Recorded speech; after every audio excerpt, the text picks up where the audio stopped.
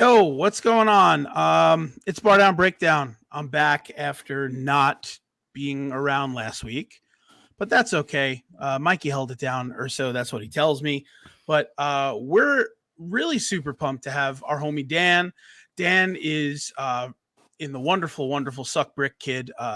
Vehement Home Alone 2 enthusiasts, I take it. Yes. Hell yeah. Yes. Yes. But Dan has been wonderful enough to spend some time with us doofuses. We're going to talk a little bit Blackhawks hockey. We're going to talk about the Orlando scene, which has been just flourishing. We're going to talk about Suck Brick Kid. We're going to talk about, salt and steak and all those awesome things. And I'm really pumped to have you, man. It's been a long time coming. We've really wanted to get you guys on the pod. Because we've touched upon a lot of great Orlando bands, and you were always one of the names that came up, and everyone's like, "Oh, you got to have Suck Brick on. You got to have the." So we finally acquiesced and got you on. So we're pumped to have you. Thank you. Thanks, I appreciate it. I feel honored. Thank you so much for having me. Can we just comment on that word choice? Acquiesce? What? Oh, that's not how you say it. Acquiesce. Tom, you amaze me every day. So I'm going to tell you a funny story. My one of my new work friends, his name is Josh. He's one of the things he does is, so he's got this little like sign off tag that he does whenever he finishes a call. And I always look at him dead in the face when he's doing it and like beam a big smile because I love hearing it. So what he started doing is every time, because I use big words on my calls all the time because it kind of helps me get through the day. I kind of like switch up my vocabulary, and it's fun to do. But every time what do I do for a living? Oh, yeah. I'm a recruiter, man. I'm a headhunter. Okay. So all I do all day is try to sell people on jobs. And I actually really enjoy what I do. But nice. The monotony of saying the same things over and over again can get a little taxing. So I'll occasionally throw in like a big word there. But whenever I do, and he's within earshot of me, he just like looks at me, or will do like one of these things, or just like point at me. And sometimes it's to the point where like if we lock eyes, I'll actually like laugh on phone calls. Like I'll just be like, yeah, so blah blah blah. Like I'll drop like a word like jurisdiction or something. And he's just like. And if you're listening to us on like a podcast, you won't know that I like made a kind of like a Jim Halpert face. But if you're watching this on YouTube, you'll know. But so yeah, that's my story about using big words.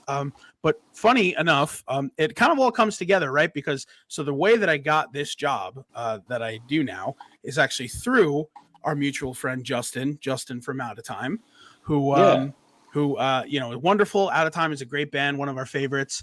And he kind of like locked in and was like, I think this dude Tom could kind of do what I do and have fun doing it. So he got me this job. So it's all interconnected now. The webs have been woven, as they say. So, but yeah, acquiesce. That's a good one. Keep that in your back pocket, Mikey. Never gonna use that word. You will not. Okay, fair enough. Hey, but cool. Let's just jump right into it. So, I know that you guys recently kind of re-released like a record. It was like re-recorded, kind of like a compilation. But before I hit that, I want to talk about Salt to Taste, just because that's, I guess, really like your newest collection of new music that you guys released back in 2019. And of course, you did it with the always excellent Smart Punk Records. So I just give me a little bit of insight about it. Like, what was the process that went into writing that record, recording the record, just oh man, some cool highlights of it, because I'm sure you got some. Yeah, no, you know what? Actually, it's kind of funny because we're like the slowest moving band ever.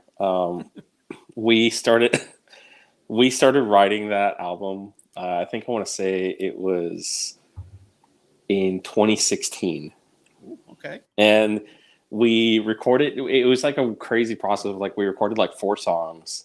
Okay. And then we sat on that for months, and then we recorded the next, 6 or 8 songs or whatever. And then we sat on all the production, everything that we did or whatever. And we sat on it for, I want to say, dude, it was like 2 years or something like that, until literally 2019 or whatever. And I want to say that at one point, we were all talking about it, and we were like, dude, we got to just put this thing out. Like it's been way too long or whatever.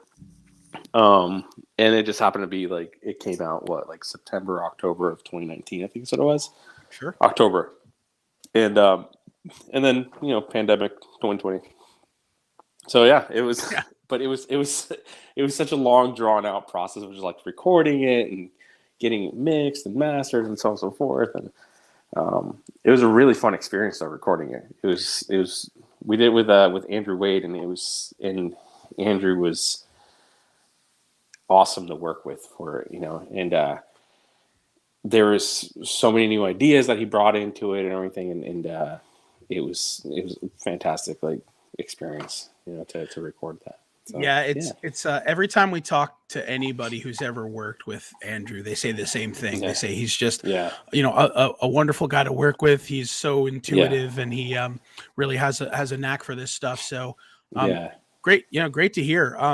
Now he's I've probably asked this a million times, but he's in like Orlando proper, is he, or where is he, like in Florida? So he's here in Orlando. His studio is actually in like the Winter Park. Oh, cool. I want to say that like it's like Winter Park, almost like college. Like it's not College Park, but it's like it's Winter Park. Like I don't know if you know Clay Street or whatever. Oh yeah, like sure. His studio's back there off of like Clay Street. Oh, it's like, got it. Okay. It's like really nearby. And they put up the audio compound there, and they have like several rooms. They have like practice spaces, I think, in there. I'm not really positive about that one, but they have tons of rooms in there. And the dude really like worked really, really hard to put up what he did in there, like with as far as like like for I don't know any of this, but for like audio quality purposes, he spent a lot of time on it. So. I believe that he, like I said, it's to get a record that kind of sounds like the record that you guys put out. Yeah, it definitely takes quite a bit of, quite a bit of blood, sweat, and tears. But you can hear it. You can hear it in the way the record was produced. You can hear it in the way the record comes off, and kind of how kind of big and broad it sounds. And I think that's kind of like that seems to be his staple with kind of a lot of things that you listen to. He finds a way to like get like big, kind of enormous sounds out of things, and I mean, like, it's super cool. And you could hear that in like, I think I'm trying to think of some of the stuff that he's done, like off the cuff. I know he did, Day to Remember Park and stuff, but he did Magnolia Park. I know he did that really great Wage War record, and he's done some other cool stuff. So, but it's definitely great to have someone that's kind of local to you. Because the whole idea usually is, you've got, 20 or 25 producers in studios, and they're all across the country. And it's like, let's go fly to Jersey and go to Gradwell, or like, let's go fly to California and do this. So cool that he's in your backyard, but for sure. It's, what's crazy with him is that like you might have like some sort of like thing. Well, you might say to him like, "Hey man, can we just like put some chimes in on like somewhere, or can we put some chimes in on this song or something like that?" And then like he won't really respond. He just kind of like looks straight ahead at his computer, and you don't know if like he heard you or not. So you just kind of like drop the conversation, and then like he moves the audio track over to like wherever the hell like he's about to put like a bunch of chimes in or whatever, and then he just opens up like an entire like I don't know if it's like MIDI or something, but he just like opens up like this entire like waveform or whatever. He just starts adding in like all different tones, and then he starts changing it. You're like, oh, cool, okay, yeah, he actually did do it, rad. So you feel like, all right, rad.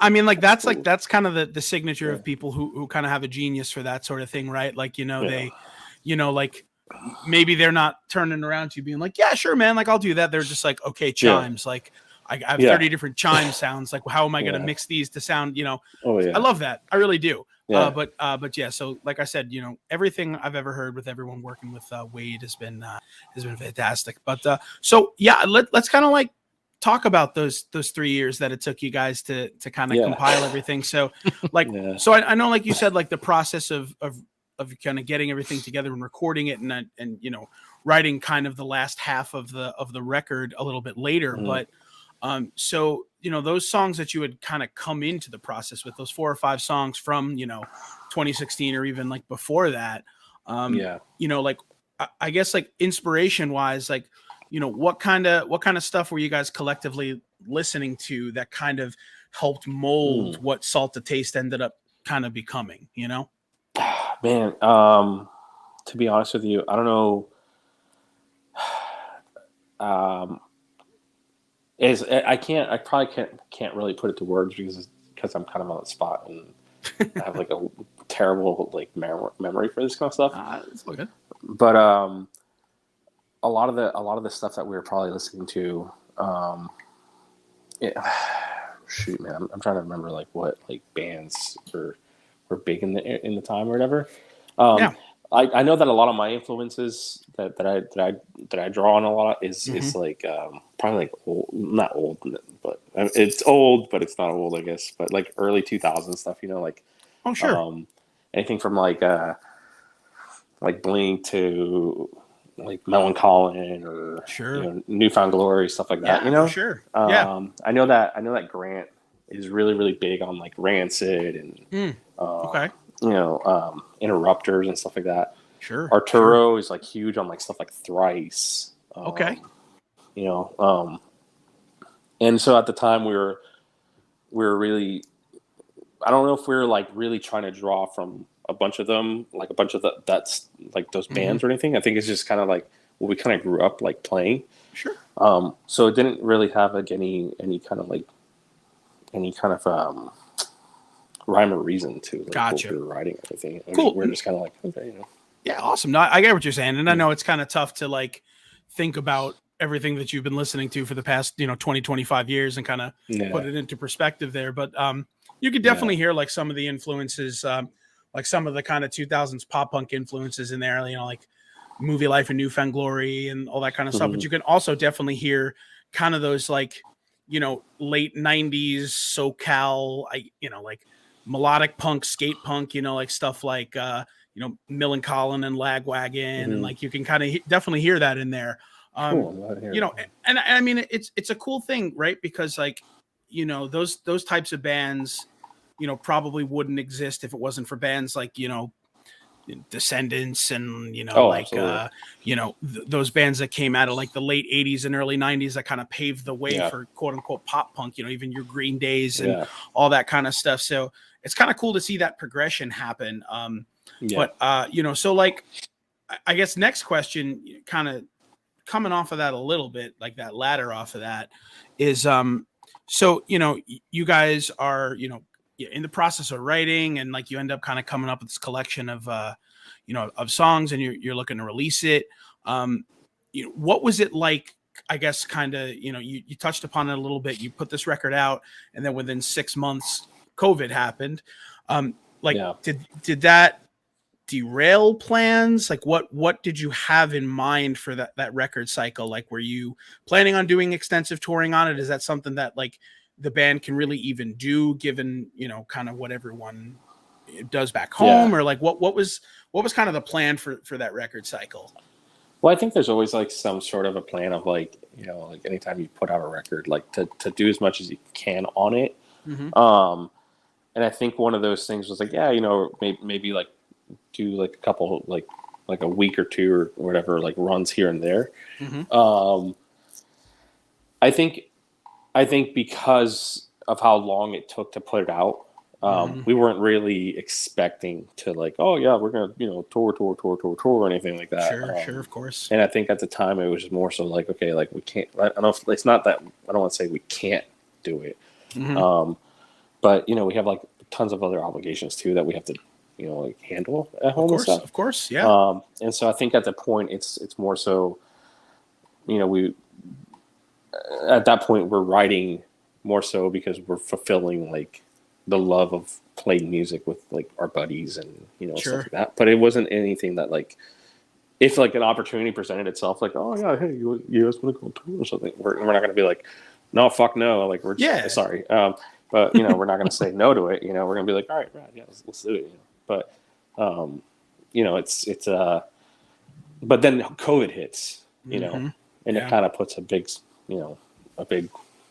damper on everything. And so you're kind of like, oh, don't really know what to do with this now, other than just like let it kind of flourish if it flourishes. If it flourishes, then great. If it doesn't, then it is what it is. Of course. But yeah, I mean, I feel like I feel I think when I think about it, back to everything during COVID, I feel like I feel terrible for some of the bands that were like actively like pursuing like a career in music. Yeah. And then COVID happens, and then you're like, fuck, like we're trying to tour, we're trying to create this thing or whatever with our songs, with our music, and they just kind of get stifled by a pandemic, which sucks to think about, but sure does. Yeah. Yeah, it kind of like it pulled the wind out of the sails for a ton of artists. Mm-hmm. But hopefully we're kind of coming out of it all now, and, moving forward with it. So fingers crossed for sure. Yeah, right. Yeah. But so I've kind of noticed kind of the opposite too, though, with some bands coming out of the pandemic stronger than ever. And oh yeah, for sure. There's two bands in your backyard that I feel like came out of the pandemic and have never looked back, and that's Meet Me at the Altar and Magnolia Park. Like they're right in Orlando, and they're like blowing the heck up right now. Like it's unbelievable. And oh, absolutely. I think it's. I think stuff. I think I don't want how to word this. I think it's bound to happen. That I think like people are gonna like look for music. People are gonna look for new stuff to gravitate towards too. And I think it's a great thing that's still happening. Kind of like organically or whatever, if you want to say it like that way. To where bands are, even without having to like tour extensively or do a ton of crazy shit like on the road or whatever, that they can still harness some sort of success. And I think that speaks loudly. So and like the interesting thing about like a band like Meet Me at the Altar, for instance, and it kind of would be interesting to have a little bit of this discourse with you about it. So they're kind of an Orlando tried and true group that ended up just really getting and of course it's all well deserved, but they just really got like kind of like the water slide effect, where all of a sudden they just started kind of just shooting down and got speed and more speed until they end up signing to Fuel by Ramen. And I mean, like you think about what Fuel by Ramen has kind of been able to cultivate in the years past. I mean, your Fall Out Boys, your Panic at the Discos, your Paramours, right? Like all of these bands that really kind of paved the way for alternative music to be successful.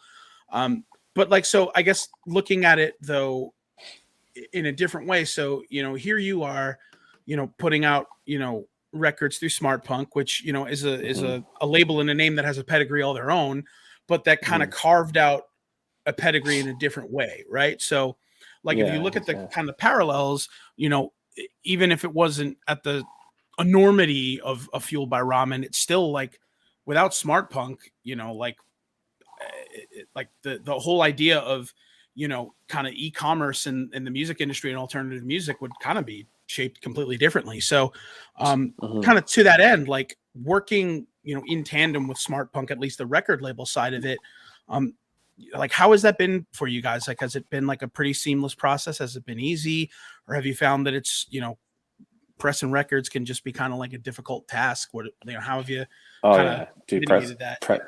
Pressing records is insane right now. It's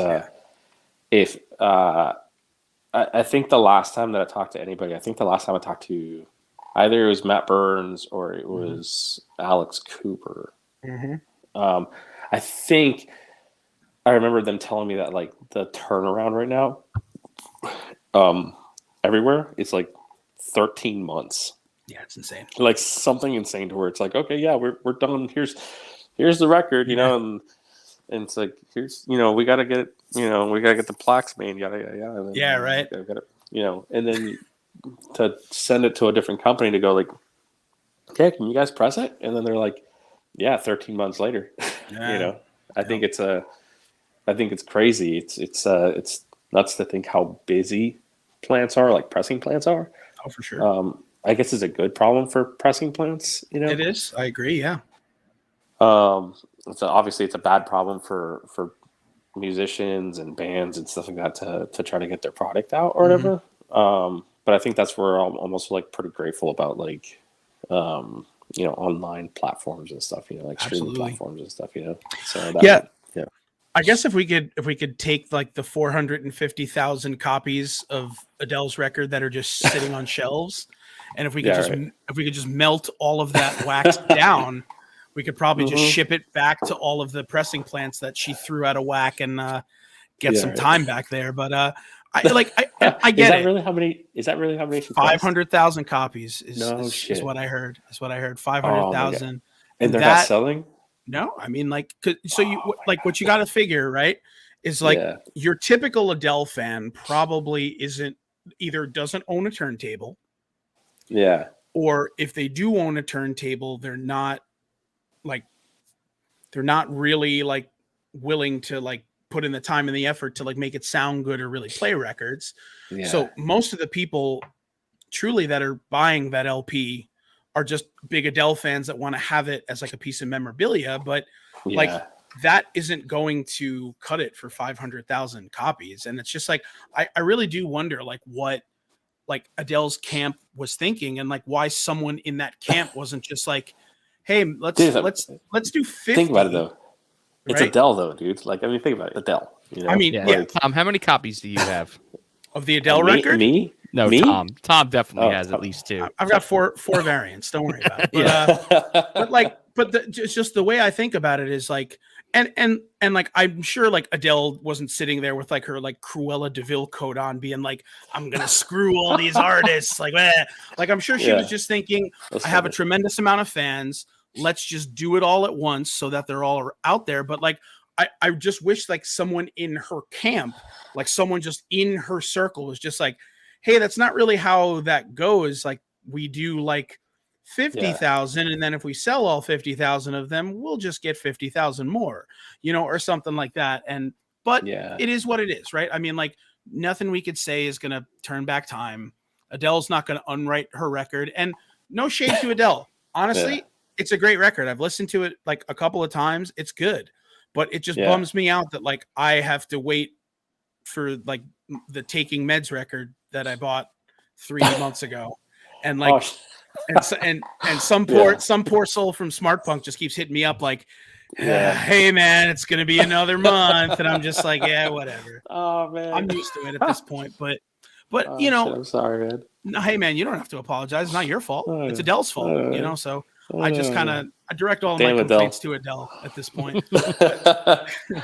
So just kind of like wrapping, some of the Suck Brick stuff up just to kind of talk about it. So you guys actually re-recorded your first whole record. Like, was it a full re-record? Okay. Yeah. So funny enough, right? So remember how I was saying earlier that like, it takes us fucking forever, dude, to like do any recording. So I want to say that as soon as we were done recording the first 4 songs for the new album, we actually went in and recorded the entire original LP or EP, the Beast Goes On or whatever. I think we recorded that entire thing before we finished recording. By the way, before we finished recording the next 6 or 8 songs. And so it was like we recorded 4 songs. We had those ready for some reason, and we were like, all right, let's go record it now. And then for some reason we were like, let's go record all of the Beast Goes On right after. And then we recorded the following 6 or 8 songs. And then we sat on the first 4 and 6 songs for like 3 years or 2 years or whatever the hell it was. And then we sat on the acoustic stuff for even longer until basically pandemic and everything, like post pandemic or not post. I mean, during the pandemic. So yeah, sure. Yeah. Yeah. It's we're not the most efficient band. We actually have an entire new album right now that like we recorded and it's pretty much done but So we'll get that in 2025. You know what? I've got a running joke with the rest of the guys in the band. I'm like, yeah, that record's not going to come out for like 3 or 4 years. And then some of the guys are like, no, it's going to come out like next week. And I'm like, no, like it's not coming out for a while. But I guess that like the cool thing about that though is like, as independent artists, like you can kind of determine the timeline of when you want your music to come out, right? Like, I mean, granted, sitting on a full length record kind of sucks because I'm sure you've listened to those songs ad nauseum and you're just like, I can't wait for other people to listen to them. But at the same time, it's like you can kind of plan for when the time is right, so you don't have you don't have to push it out. And I think that's another parallel, kind of going back to talking about big major labels versus, smaller independent labels is like you have the luxury of being able to say, with the pandemic right now, like it's starting to kind of ramp up a little bit. Let's hold back for a couple of months. And then, whereas with a major label, it's like, no, like we dumped $75,000 into, marketing this record. Like it's coming out, deal with it. So you kind of are in the driver's seat, which I think is a good thing. But having said, I think one of the things is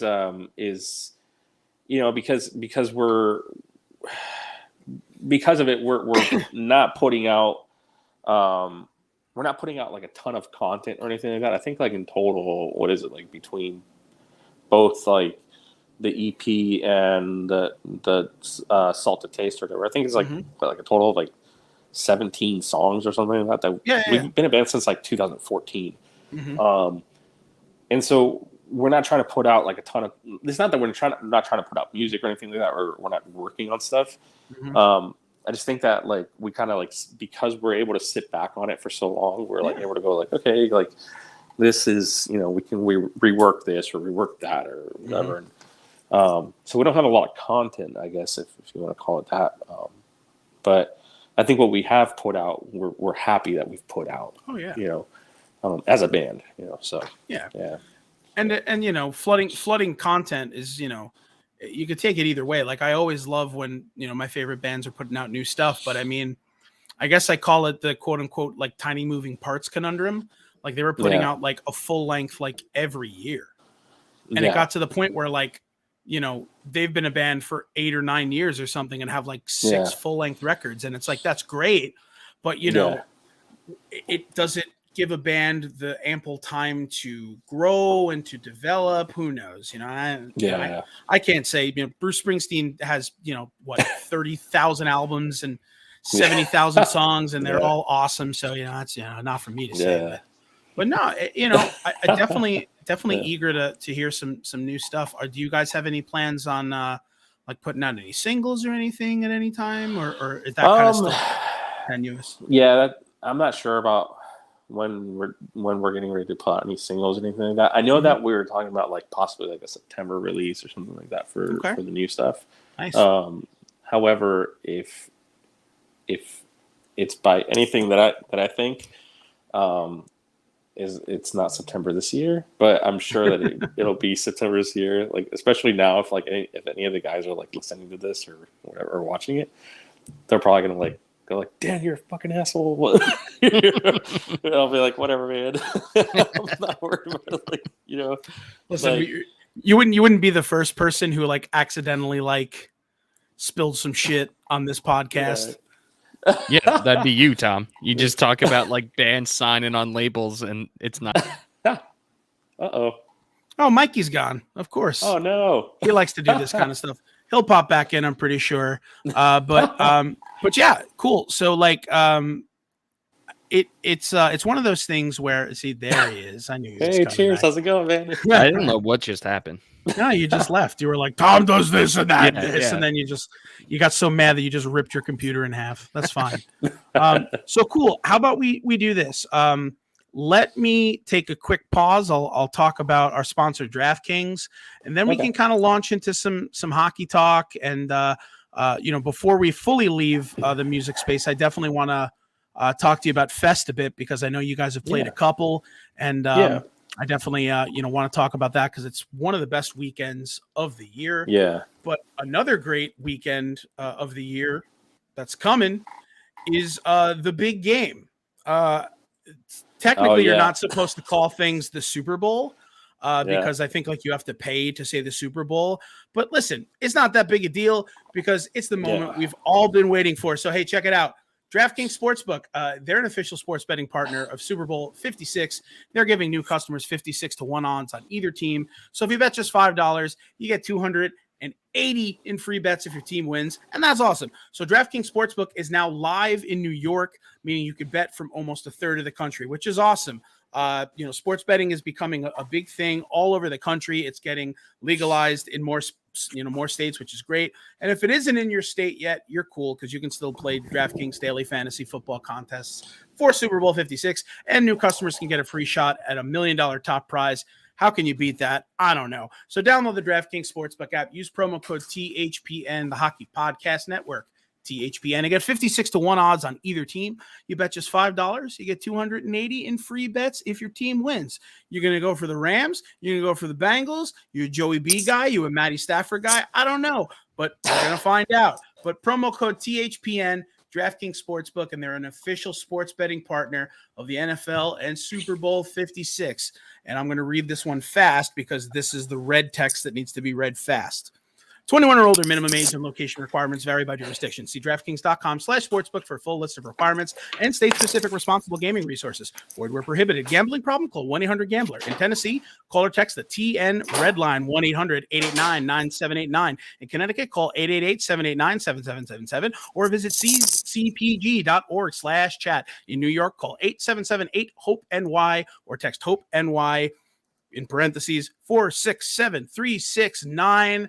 And that's the ad read, ladies and gentlemen. And if you have a gambling problem, Mikey, who do you call? The Movie Life. Perfect. Dude. I love it.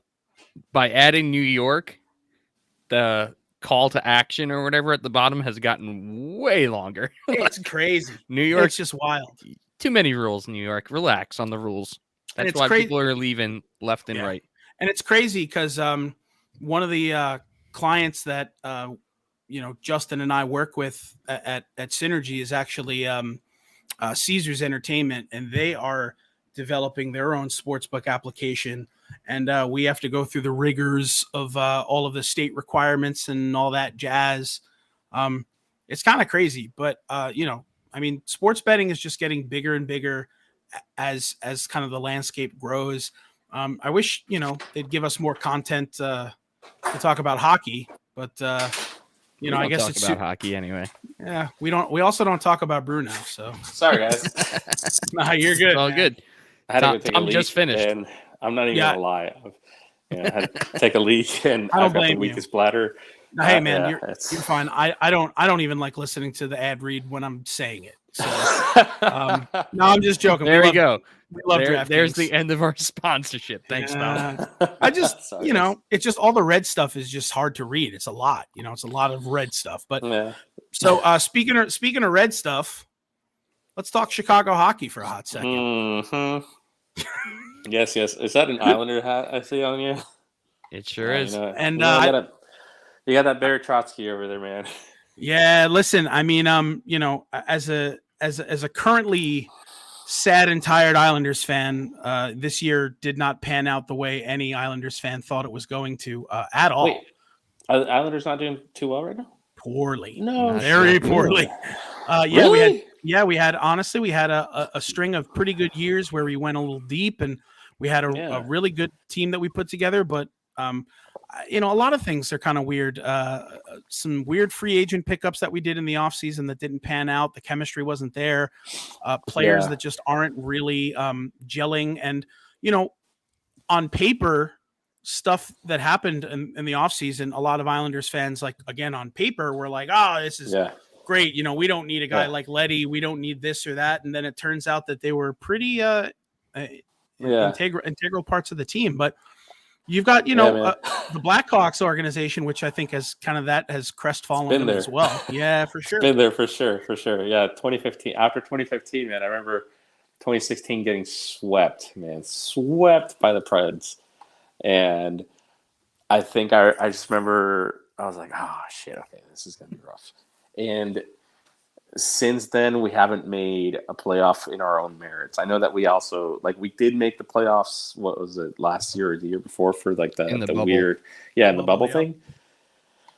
But we were also, like, you know, team number 12 of that entire run or whatever, to where it's like, okay, we're going to do, you know, the round robins, and it's like best of 12 each team, you know?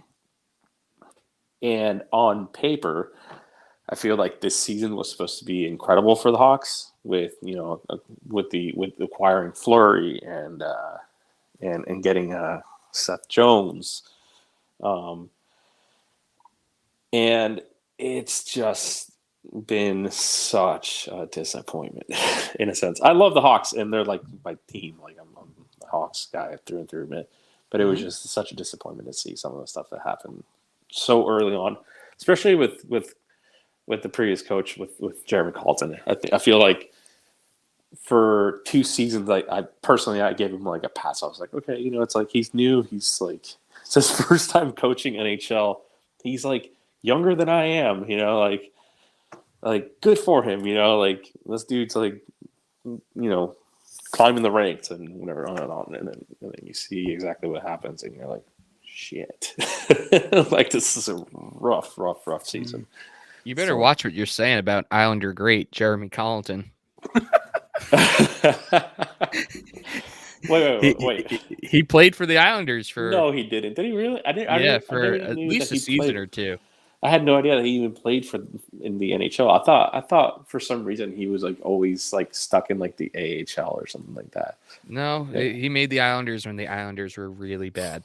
Oh, okay. Well, like early on in John Tavares' years. Oh, okay. That makes a little more sense, I guess.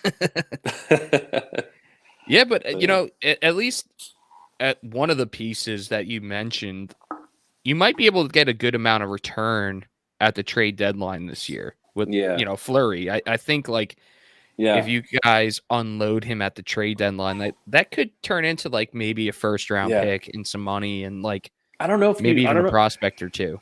You know what? I don't know if you unload Fleury. I don't know if you do that. You know, like, you got to at this point.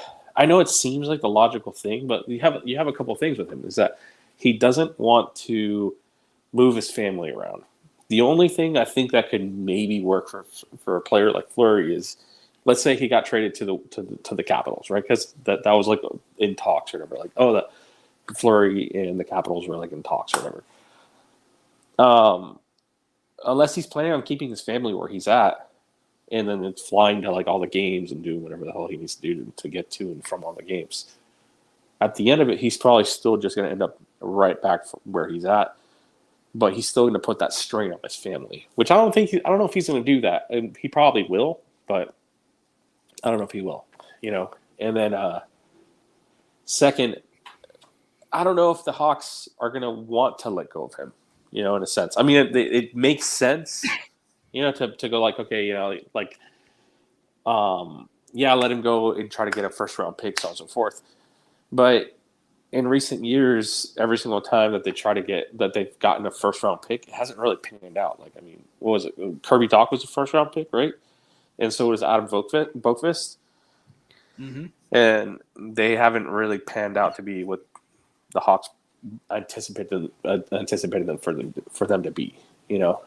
So I don't know if you let go of Fleury for that, you know. So, but he's also getting old, so you don't know how many seasons he even has left in the tank. So you always got to think like he could just say at the end of the season that he wants to retire, and then you get nothing. Well, that's true. So Yeah, I don't know. Especially like everything changed when we lost John Tavares and got nothing in return. Like, Yeah. I don't want to get caught in that Yeah. situation again where we're losing a key part of our team and get absolutely nothing. So yeah, it makes sense. You definitely want to try to get something while the market is hot. Like, there's a lot of teams that are in the playoff hunt that need a goalie. Like, Edmonton is number one on my list. Like, oh yeah, for sure. You can't let another season of Connor McDavid at his prime slip and possibly not make the playoffs because of goaltending. Like, your questionable goaltending shouldn't be the reason this guy's not center stage on a deep playoff run.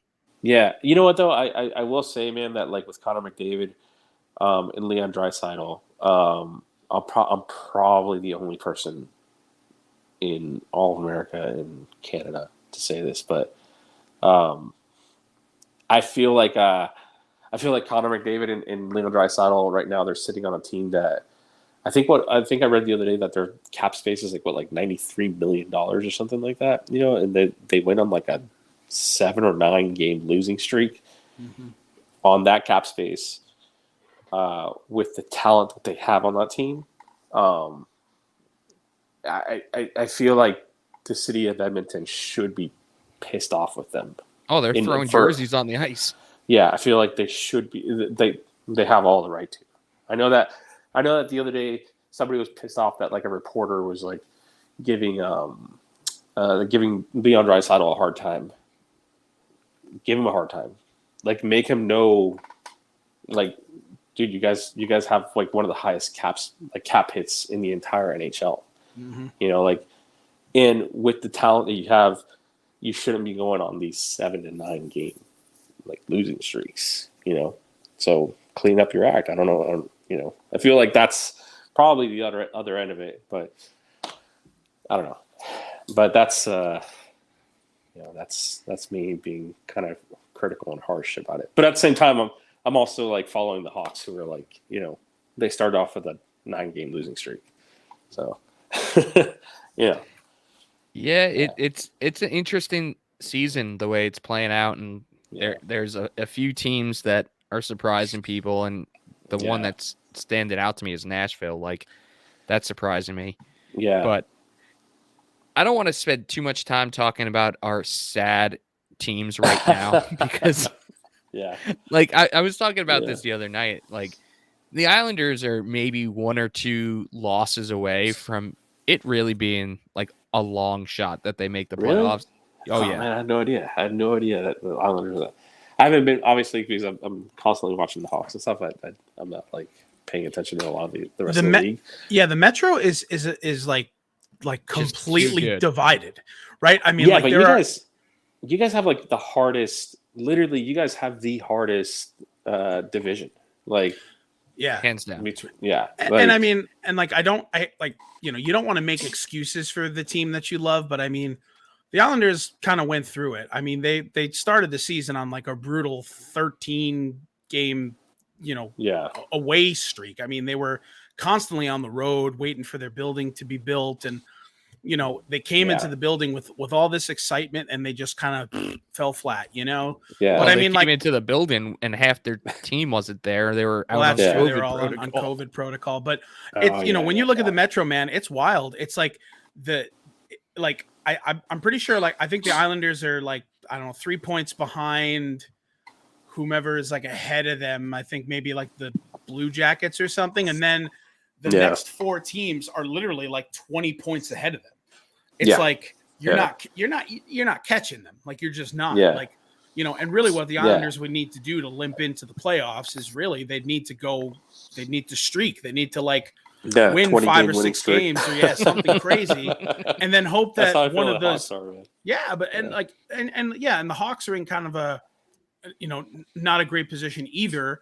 But you know, but still though, like I said, it's awful. But again, that's what makes the NHL so brilliant. Is, I mean, like, literally, if the Hawks come out of the, you know, the All-Star break renewed and end up, you know, taking 6 out of 8 or 7 out of 9, all of a sudden you're creeping up on that wild card, you know? Yeah.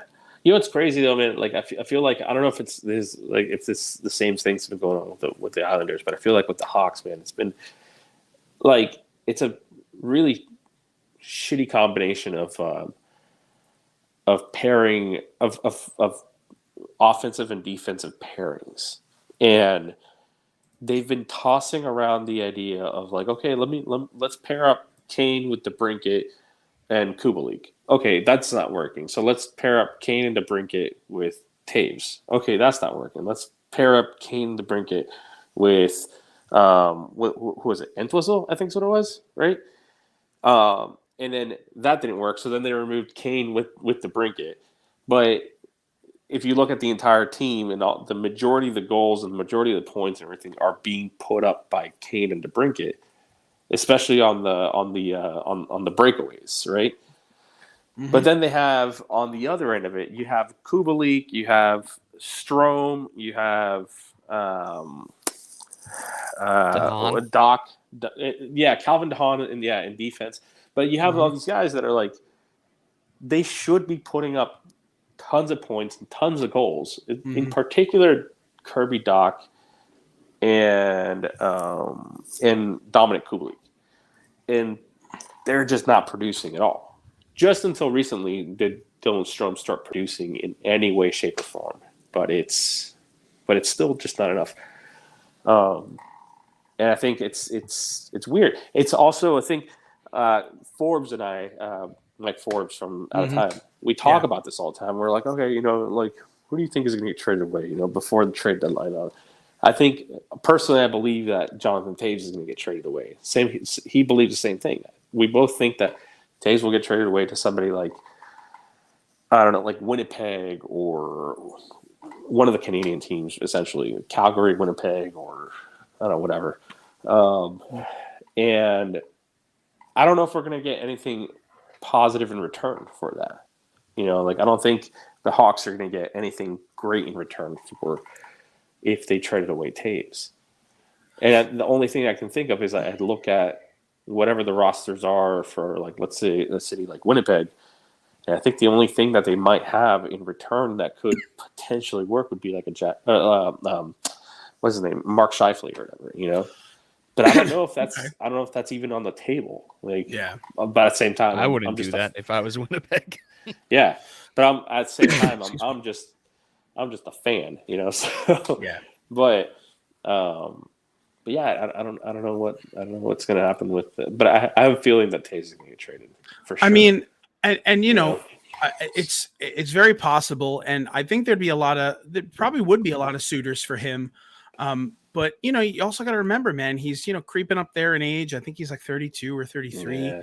And I mean, yeah, he's up there. Yeah. With the exception of I want to say it was like 2 or 3 years ago where we had that like 80-point season or whatever. Like his like production's kind of been waning a bit. Yeah. And then you've got to you also worry about his health and stuff like that. And we're kind of having like the same sort of discourse about some buddies of mine were having like a discussion about Sidney Crosby much in that way where like he's even older but he's even more injury prone, and it's like what really what ends up happening to a guy like that? Does he just kind of ride off in the sunset? But you like to think that Taves has a couple of years left in him. But yeah, I mean, if the Blackhawks are going to seriously kind of look at their team and be like, okay, we've got to get younger and rebuild and get faster and have some more some more fluidity here, Taves is probably the piece that you move. You get some, get either someone in return that you can build around, or again, draft picks or something like that. But kind of remains to be seen. I grew up. It's funny. I grew up, when I was like young, like in like the mid '90s. And I think I can probably attribute it to like NHL '95. But I somehow found myself like being like an Islanders and like a little bit of a Blackhawks fan. Yeah. Mostly because I loved Jeremy Roenick and Chris Chelios. Yeah. And then grow up to realize that like Jeremy Roenick is like a fucking dingus, and I'm pretty sure I had his poster and a Trevor Linden poster on my wall. I don't even know where you could get a Trevor Linden poster, but I got one. Where can you Yeah. get any posters these days? Yeah, Like, right. Well, I mean, it was the '90s. You could get posters anywhere. Yeah. The only place you can really get posters now is FYE. do you remember those Yeah. like poster things that you have to like turn? Oh like, yeah. What were they called? I What haven't were they- seen any of those anywhere in the No, longest yeah. time. They were like They- or Rolodexes, like the- but for posters. Yeah. Or like the full size like cardboard cutout of like the player, like in Oh, like yeah. some sort of action shot. Fat like- heads, right? Fatheads, You remember yeah. them? Yeah. No, it's crazy funny. because like that was the era that really like solidified my love for this. As growing up in the '90s and watching '90s hockey and playing all the '90s video games and like. I talk about Wayne Gretzky's 3D hockey like as often as I possibly can because I still to this day think that that's like one of the best games on the planet. I really do. Yeah. That's funny, dude. I'm constantly playing any of the NHL series, like Oh, yeah. EA games or whatever. Mhm. So far, I'm getting used to the new one. Sorry, I'm getting like really nasally. I had like to char up like a bunch of wood today at work or whatever, but so I think it's like having the allergies or whatever. But yeah, the latest is like the NHL 22, and so I'm getting used to it quite a bit now. But they changed a lot of the stuff I think from like between NHL 21 to 22. I heard that. Yeah, the gameplay is a little bit weird. It's a little more realistic. So Okay. it's I feel like throughout NHL, like 19 through 21, or 19 through 20 was like really heavy on like controlling poke checks, and so anytime you go to do a poke check, it would cause the other player to like trip, and so you constantly have like tripping penalties or tripping calls or whatever. Yeah, that's true.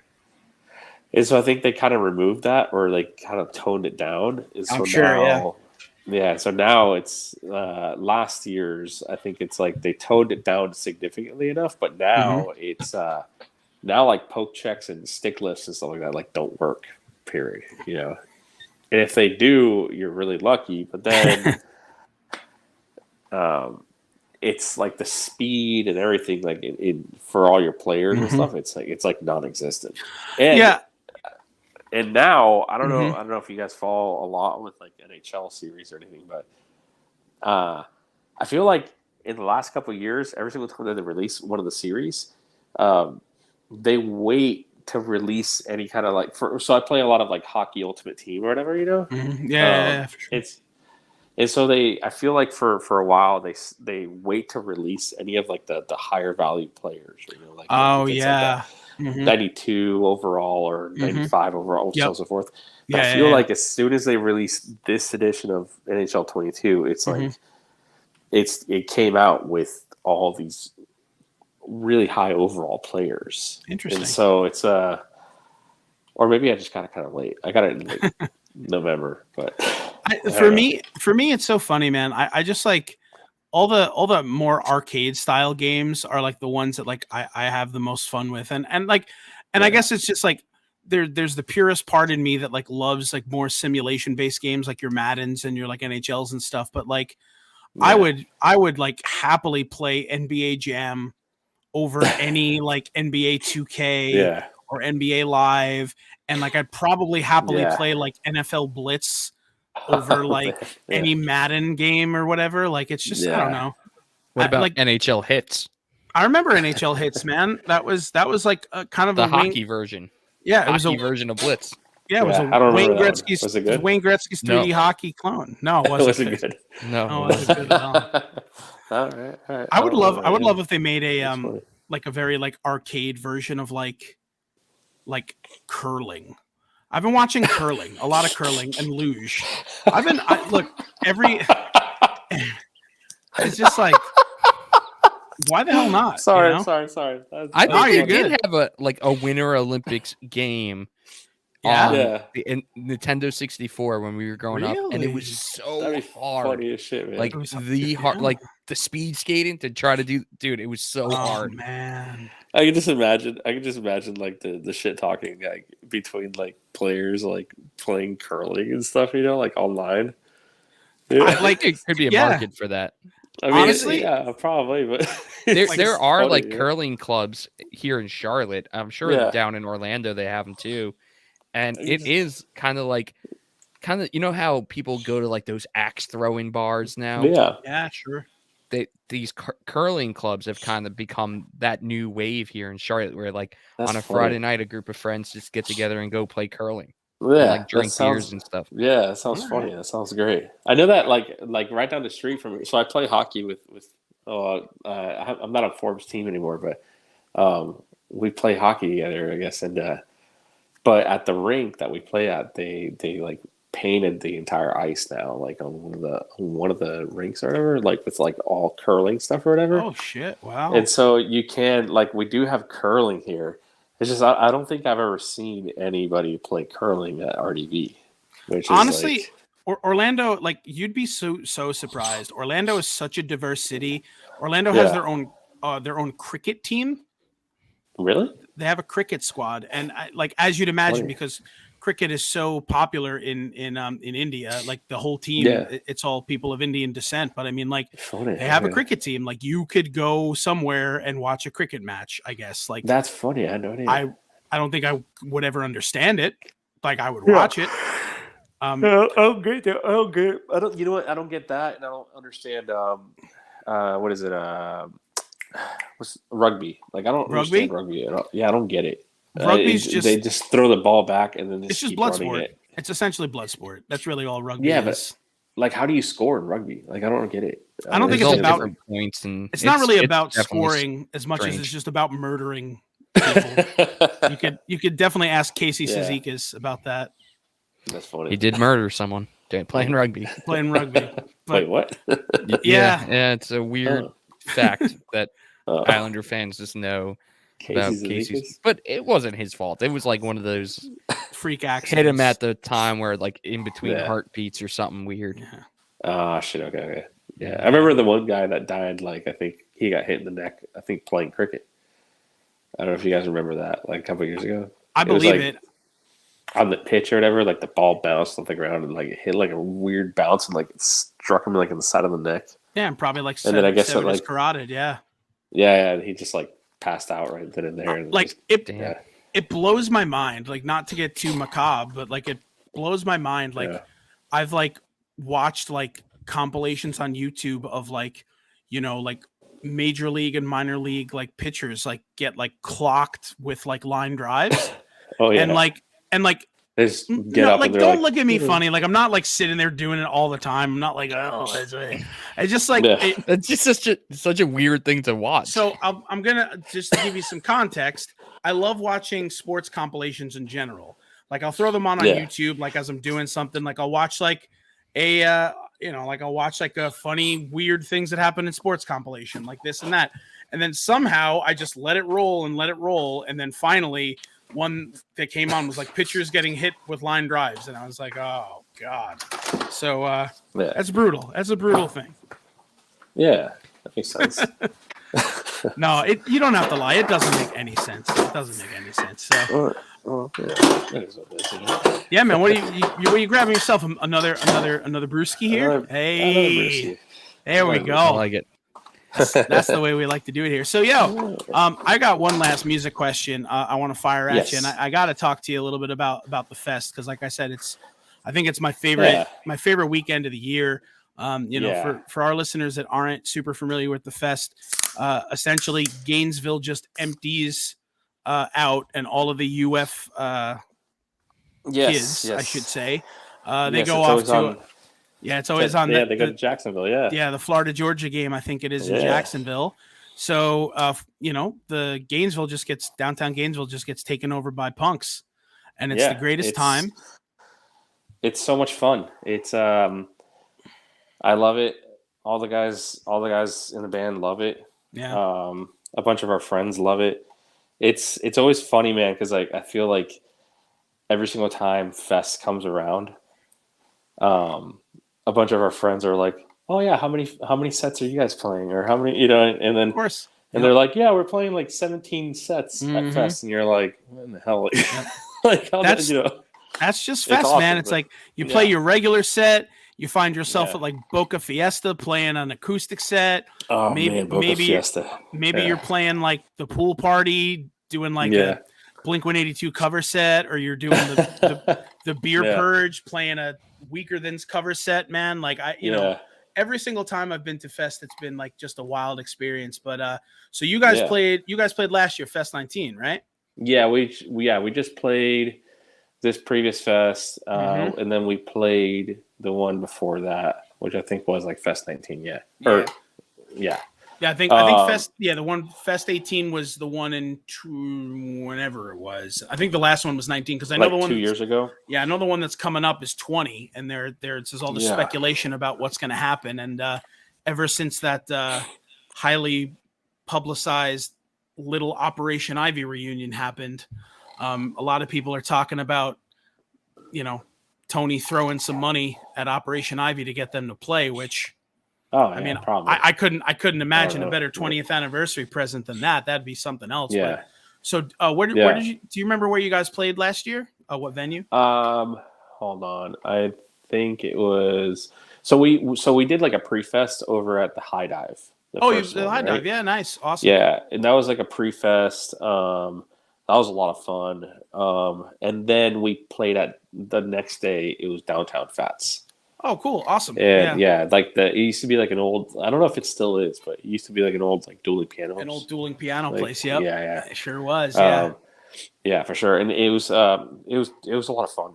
It was Fest is, it's just like it's a different animal, man. It's a whole like different vibe of an environment. Like everybody's really cool. Everybody's like really nice.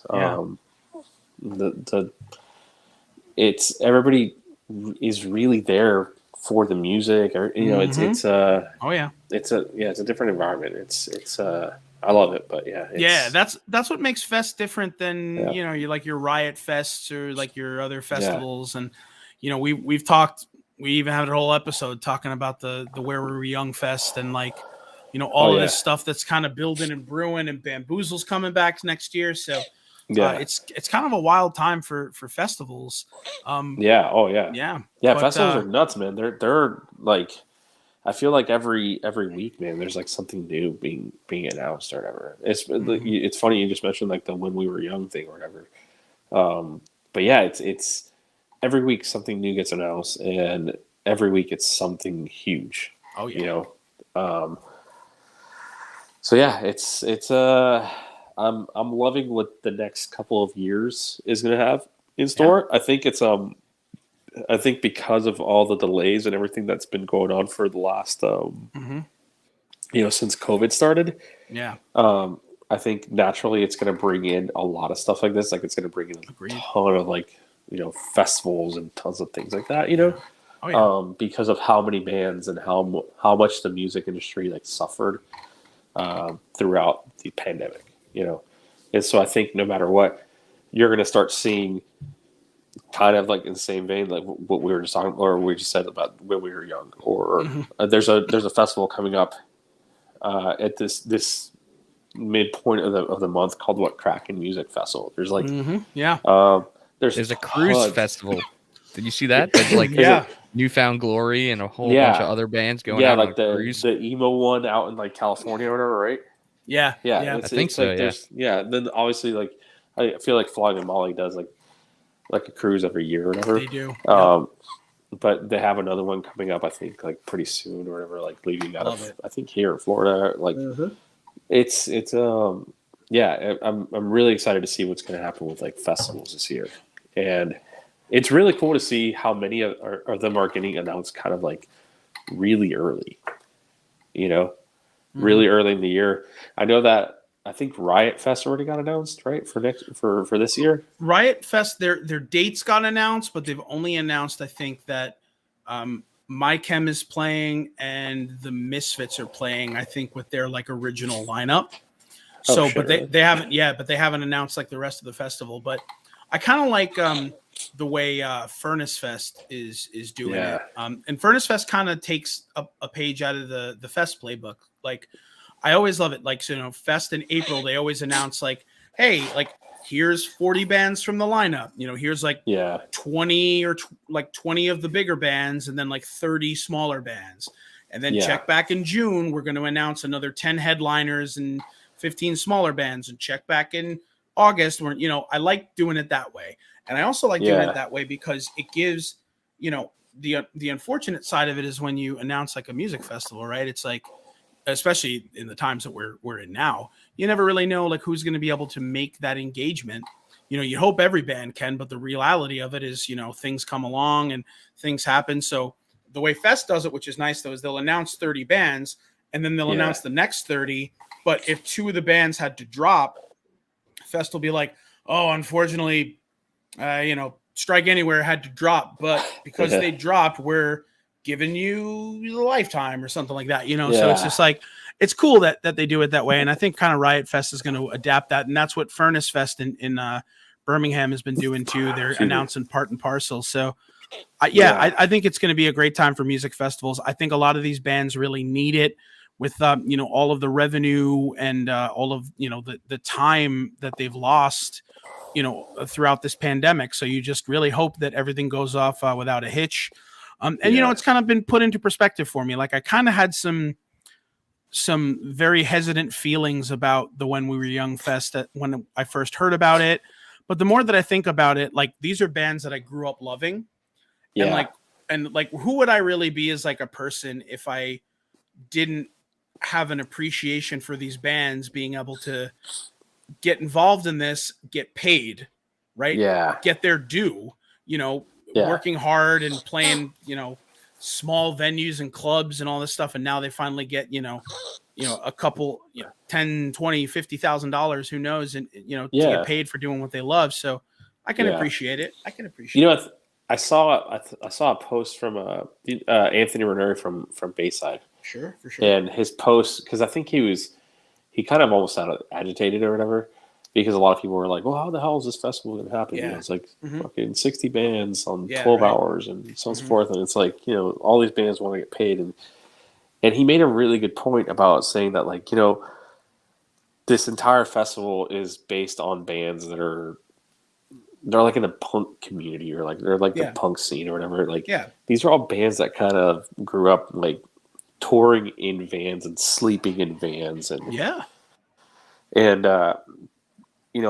that they experience like nights of not getting paid out from like a club to like even just be able to put any kind of gas money into their gas tank, and I think he drew a really good point on that one,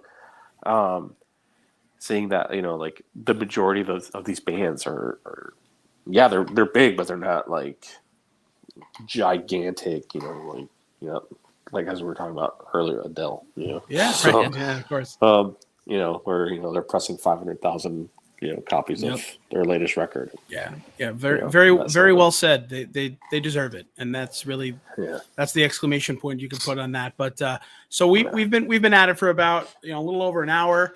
I know you've got some things to get to. You've got some nose to blow, as we can hear.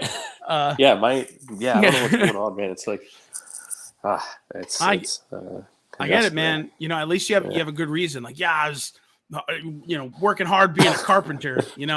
With me, like I've had this cough for 3 years, and everyone's like, oh, like, what are you, like in coal mines? I'm like, no, like I keep my air conditioning too low. Like people are like, this guy's a loser. Jeez, that's funny. But I mean, look, man, Dan, super appreciative that you took the time to chat with us a bit. Thank you guys. Definitely super excited for what's on the horizon for Suck Brick Kid. Really excited to get to hear some new music whenever it's time for you guys to put it out. And of course, like I said, we, as far as Smart Punk is concerned, we love what they're doing, and it's super awesome that you guys are putting music out, with them and kind of keeping independent music alive and well. But I guess the one question I will ask you, and I think probably this might have been one that Mikey had held back, but I was talking too much and didn't let him get it. But you were about to say it. I don't know what you were going to say. I was just about to say, like, Last week was so refreshing when Tom wasn't here and screw I you. could just talk all I wanted. All right, so other than Suck Brick Kid, Yes. best band in Orlando right now. Putting you on the spot, I know, but Oh shit, man. You know what? I gotta give it up. I gotta give it to Mikey, man. I gotta give it to Forbesy. Out of time, man. Yeah, they're a great band. They really are. Yeah. They're good dudes. They're working so hard too, man, and they're working hard at it too. So I don't know if I'm they're getting there, man. I don't know if I'm supposed to say, so I won't say the whole thing, but there's a cover that Out of Time are working on that. I heard about it. It's gonna blow up the internet when it finally comes out. So, I heard about it. It's gonna blow the whole internet up. So really stoked for that. Yeah. But anything else you got, Mikey, my man? No, just I was gonna ask about the Solar Bears. Since I love to talk Solar Bears, but Solar Bears, they just had like Spit and Chicklets there last week, which was I heard about unreal to hear. I was wondering if you made it out to that or if you've been to a Solar Bears game. No, you don't, dude. I was so angry because the night before I wasn't angry, but excuse me. But the night before, I played hockey at RDV, and one of the guys was like, "Dude, I've got like an extra like 5 tickets to tomorrow night's game if you want to go." And I'm like, "Oh shit, man, I can't." I've got like a 7-month-old, like I can't just like I can't just like go and leave the house and whatever, go to like a hockey game like that random night of the week like that, Yeah. And so he was like, "Oh, no problem." And then the next day, no shit, man, I'm at work. And I open up Instagram or whatever, or was it like TikTok or something like that? And it, like all of a sudden I see was it Paul Biznett or whatever? He's like, we're at Amway Center, blah blah blah. Just putting a big giant plug for Pink Whitney. And which, if you guys haven't had Pink Whitney before, have you guys had that before? Unfortunately, I have. Yeah, unfortunately is the right word. Unfortunately, it is. I feel bad talking crap about it, but yeah, it's rough. It's rough. I took a single shot of it. I think I was in Sanford at this show we played at the West End or whatever, and I saw like the hockey stick like in the bathroom, Yep. Mm-hmm. And I was like, "You guys carry Pink Whitney? What?" Yeah. And then they gave me a shot, and I was like, "That was the worst decision of my life." Oh yeah, it's literally like it's like Jepson's Malort. And like Pink Whitney is like right Malort. under it. Oh man, yeah, you're gonna throw Malort in there. Malort is literally the worst tasting thing I've ever tasted. I've got a buddy who loves Malort, and he's got that can't be true. No, I'm dead ass serious. And he loves Malort, and he's got like a crew. I can't remember what his crew is called, but they all just go to like random bars, and they even bring a bottle of Malort with them just to give like other patrons a shot of Malort. I don't even know what that is. So, dude, it's horrible. It's like it tastes like a disgusting grapefruit rind liquor that makes your day that much worse. It's it's kind of hard to It's kind of hard to explain. So it's like I think it's like a Chicago thing. Yeah. But somehow it made its way to Gainesville, and it's like a fest rite of passage. Yeah, like you have a shot of Malort, and I think 7 or 8 years ago I had my first one, and I mean, like when I tell you it tastes like dirty bathwater, like with like a grapefruit peel in it, like that's what it is. And the fact that someone can say that they like Jepson's Malort, to me, thinks that they also like staple gunning like thighs, and like they probably really enjoy like I don't know, like burnt toast and just like scraping burnt toast in their mouth. I don't buy it. Well, but you know what? This dude also likes like the heaviest IPA. Like he likes like I don't know if you guys know like resin IPA or whatever. Oh God, yeah. But like it's like 6 points or something like that. Resin IPA. It's like the heaviest IPA I've ever had in my life, and it's like the most. it's the harshest. I don't know how to describe it, man. It's terrible. Just hops on hops on hops on bitters on hops Yeah. on hops. Oh yeah, And that's it, man. Mikey, we've definitely come a long way from drinking High Life. And what was that one? Lion's Head. That's a delicious one. Oh, Shout out there's to like a Chicago drink. I think it's called like a Chicago handshake or something like that. And it's like it's a shot of Malort, like followed by like pounding like a PBR or something like that. It's like I mean anything you add a PBR to, like it just makes it that much more like kind of gross. But I think if you go to like any bar in Chicago and you ask for like the Chicago handshake or something like that, it's like $5. And it's like $5 and you get a shot of Malort in like a tall boy PBR or something. Yeah, exactly.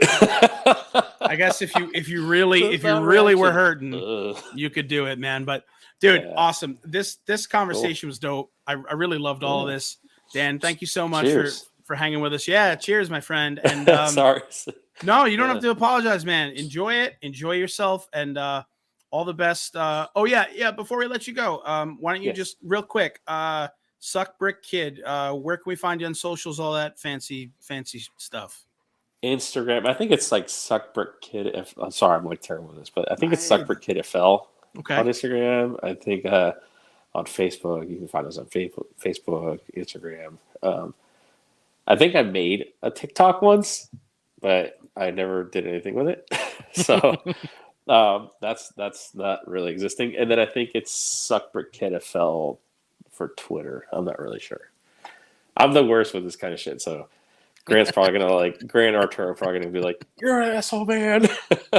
So it's 2022. We could find you guys. Yeah, we'll find you. Don't worry about it. It's all good. Cheers. But cheers. But hey, Doug Leopard, Candy Panther forever.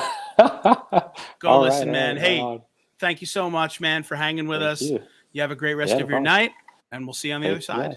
All right, man. Thank you, guys.